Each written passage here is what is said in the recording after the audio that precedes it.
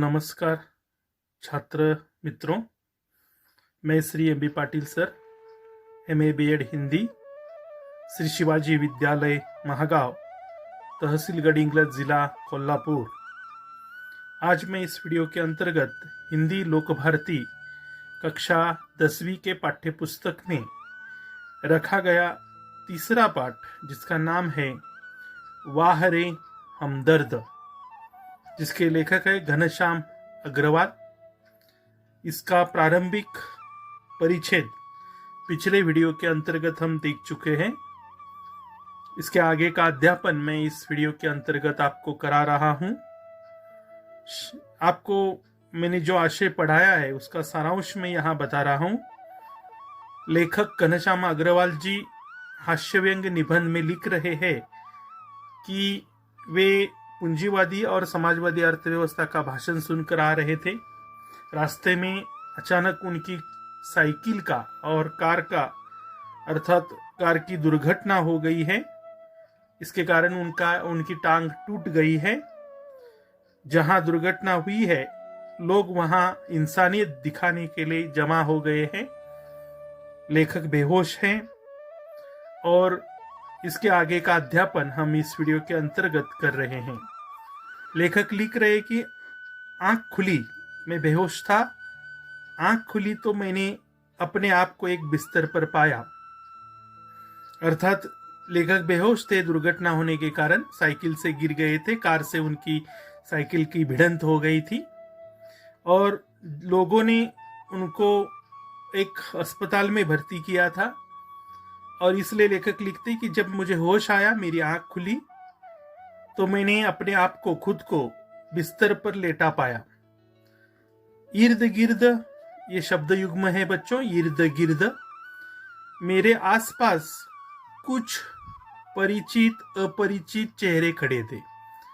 मतलब मैं जिस पलंग पर लेटा था उसके आसपास, उसके इर्द गिर्द कुछ परिचित लोग खड़े थे, तो कुछ अपरिचित चेहरे आसपास दिखाई पड़ रहे थे।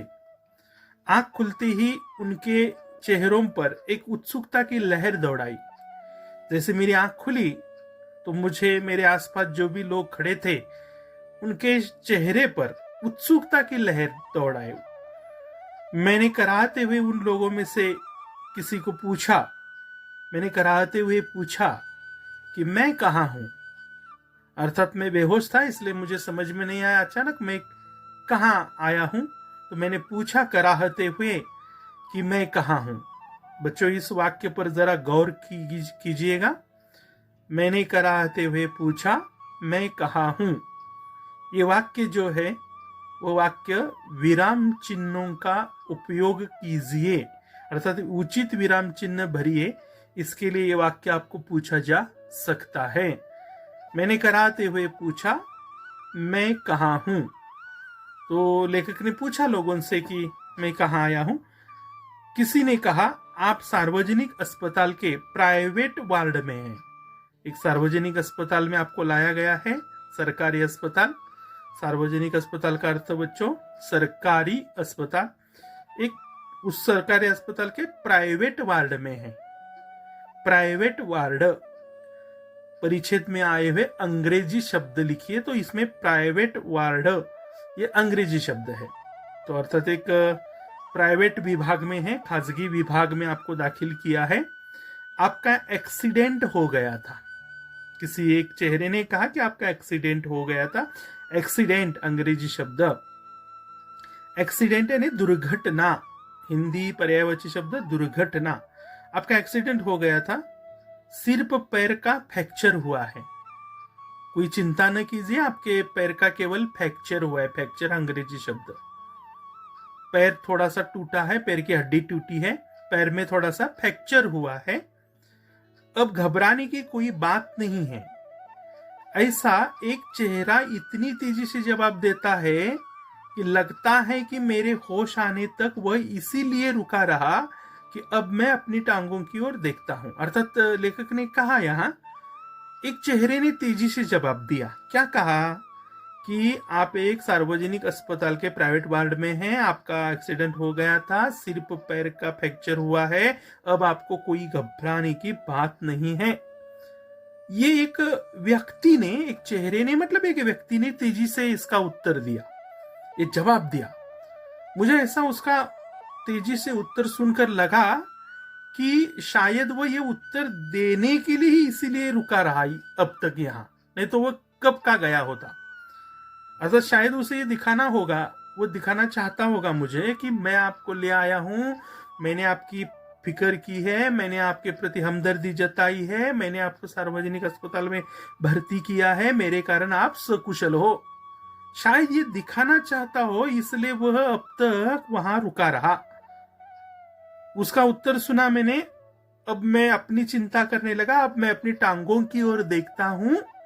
मैंने टांगों की ओर अपने देखा, मेरी एक टांग कहां थी? देखो, मेरी एक टांग अपनी जगह पर सही सलामत थी, ठीक थी, वह अपनी जगह पर सही सलामत थी। और दूसरी टांग रेत की थैली के सहारे, अस्पताल में आप गए होंगे, रेत की थैली थी, उसमें रेत भरी हुई थी। रेत यानी मिट्टी, रेत यानी क्या बच्चों? मिट्टी। मिट्टी, रेत की अर्थात बालू यानी मराठी में वाळू। रेत की थैली के सहारे एक स्टैंड पर लटक रही थी। रेत की थैली भरी हुई थी और वह मेरे टांगों पर बांधी थी। मेरा पैर, मेरी टांग स्टैंड पर थी और स्टैंड पर मेरी टांग लटक रही थी। अर्थात मेरी टांग को वजन बांधा गया था फ्रैक्चर ठीक होने के लिए। मेरे दिमाग में एक नए मुहावरे का जन्म हुआ। ये मेरी अवस्था देखकर मेरे दिमाग में, मेरे मस्तिष्क में एक नया मुहावरा मुझे याद आने लगा। मुहावरा कौन सा? टांग टूटना। देखो, ये कृतियों के लिए महत्वपूर्ण है। अपनी दशा देखकर लेखक को सूझा हुआ मुहावरा, टांग का टूटना। और लेखक ने अपने तरीके से इसका अर्थ भी बताया है। मेरे दिमाग में नया मुहावरा याद आने लगा, टांग का टूटना, यानी अर्थ इसका यह है, सार्वजनिक अस्पताल में कुछ दिन रहना। क्या अर्थ लेखक ने बताया? मुहावरा कौन सा बताया? टांग का टूटना। लेखक अर्थ क्या बता रहे? इसका अर्थ उन्होंने ये बताया कि टांग टूटना यानी सार्वजनिक अस्पताल में कुछ दिन रहना। ऐसा लेखक ने इस मुहावरे का अर्थ अपने मन से निर्माण किया। सार्वजनिक अस्पताल का ख्याल आते ही मैं कांप उठा। जैसे मेरे दिमाग में सार्वजनिक अस्पताल का नाम याद आया तो मैं अंदर से कांप उठा। मेरे मन में ऐसे कंपकपी निर्माण होने लगी। मैं कांप उठा, भयभीत हुआ। अस्पताल वैसे ही एक खतरनाक शब्द होता है। वैसे तो बच्चों, कोई भी कि तुम्हें अस्पताल में ले जा रहे तो कहा तो कोई भी आम इंसान डर सकता है। वैसे तो लेखक कहते हैं कि अस्पताल एक खतरनाक शब्द होता है।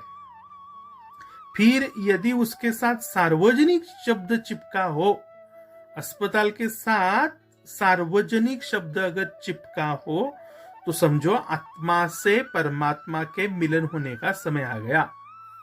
मतलब सार्वजनिक अस्पताल की व्यवस्था इतनी बेकार होती है कि वहां भर्ती किया हुआ मरीज बरी होकर घर आएगा या परमात्मा को प्रिय होगा, इसका कोई भरोसा नहीं होता। राम भरोसे सारा काम होता है।